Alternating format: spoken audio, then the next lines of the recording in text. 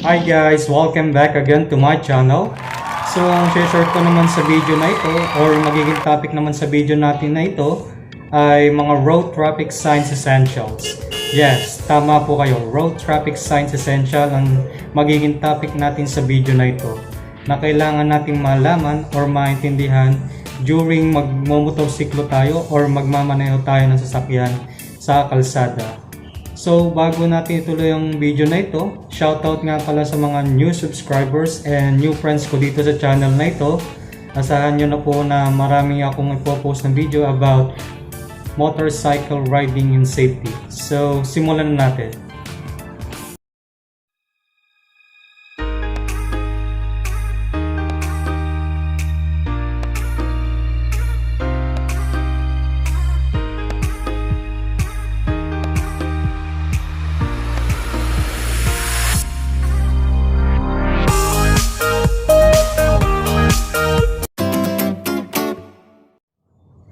Ang mga road traffic signs base sa experience ko as a rider ay napakalaking tulong dahil nagsisilbi itong informasyon at gabay tuwing nagmumotorsiklo ako sa national highway at private roads. So kamakailan nga pala guys, nag-upload din ako ng mga video about common hand signal during group ride.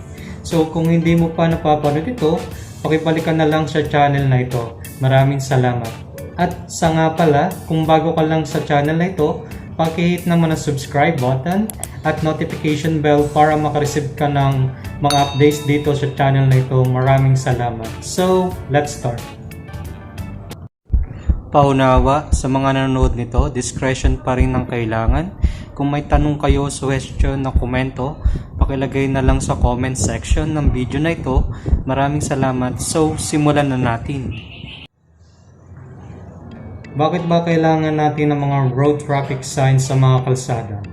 Traffic signs provide a wide range of information from speed limits to information on where and when to turn. Following traffic signs helps ensure the safety of everyone. So, meron tayong iba't ibang uri ng essential traffic road signs katulad ng regulatory signs, warning signs, guide or informative signs, signs on expressway, traffic instruction signs, at hazard makers. Bali, explain din natin ito one by one dito sa video nito para mas maintindihan natin. Mag-provide din tayo ng mga road sign example per type of traffic road sign. Alright, so let's start. Regulatory sign. Signs that inform road users of traffic laws and regulation, which if disregarded will constitute an offense.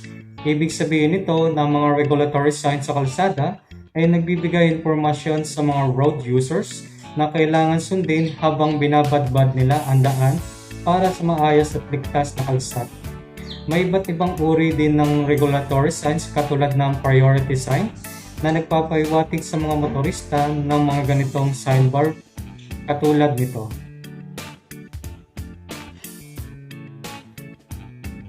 Direction sign na nagpapahiwatig naman sa mga motorista ng mga direksyon sa kalsada na kailangan sundin habang nasa kalsada sila, katulad ng mga ito.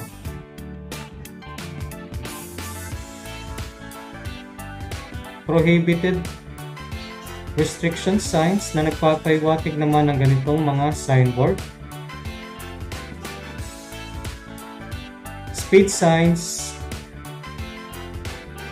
parking signs, at miscellaneous signs. Warning signs. Signs used to warn motorists of potentially hazardous conditions on or adjacent to the road. It advises motorists of road conditions that require caution and may call for a reduction in speed in the interest of safety and that of other road users. Ibig sabihin naman ng ganitong uri ng road signs ay nagbibigay babala sa mga motorista dahil sa delikadong kalagayan ng kalsada.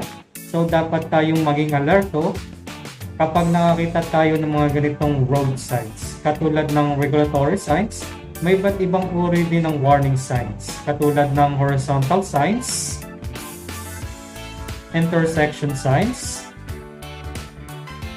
advanced warning signs, traffic control device signs, road width signs, road obstacle signs, pedestrian stall signs, railway level crossing signs, at supplementary signs.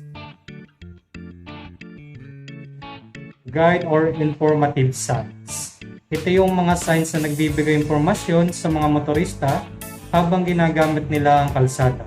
May iba't ibang uri din ng mga informative signs or guide signs na ito katulad ng advanced direction signs, intersection direction signs, reassurance direction signs, fingerboard direction signs, street name signs, town names and geographical feature signs, service signs, tourist information and tourist destination signs, road markers, Asian highway route markers, at ganitong mga signs. Signs on expressways.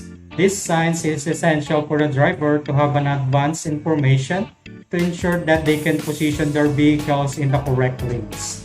Ibig sabihin naman ito ay ito yung mga signage na karaniwang makikita natin sa expressways katulad ng SLEX, NLEX, Cavitex at ACTEX na kung saan magbibigay ito ng impormasyon sa mga motorista para siguraduhin na makakapagdesisyon sila ng tama habang pinoposisyon nila ang kanilang mga sasakyan sa tamang linya ng kalsada sa expressways habang bumabiyahe.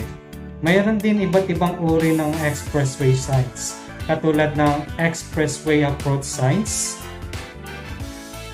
expressway information signs, advanced exit signs, expressway exit direction signs,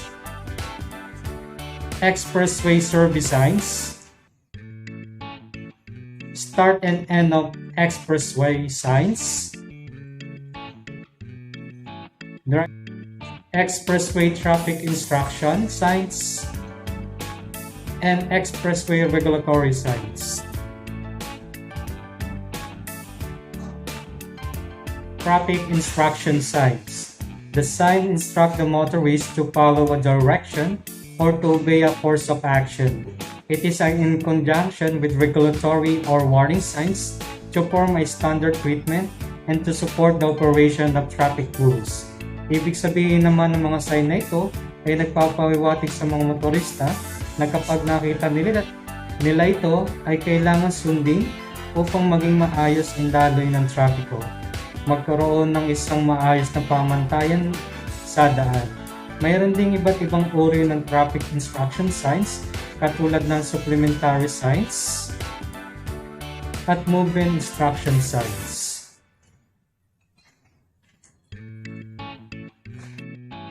So guys, bago matapos ang video na ito, ay may konting pabor sana ako sa inyo. Maglalabas ako ng mga pictures ng iba't ibang klase ng mga road signs. At the end of the picture, i-distinguish natin kung anong uri ito ng road traffic signs. Alright, let's start.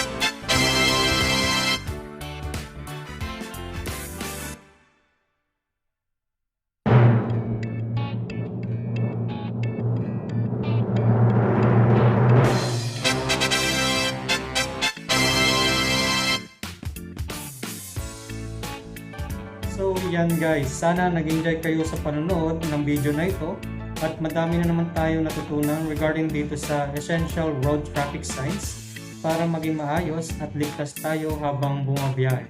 At upang sumunod din tayo sa tamang tuntunin at pamantayan kapag nakita natin itong mga road signs na ito habang bumabiyahe. At bago matapos ang video na ito, i-click naman ang subscribe button para makareceive ka ng latest updates sa channel na ito. At muli, ito si Mike Motovlog. See you again guys.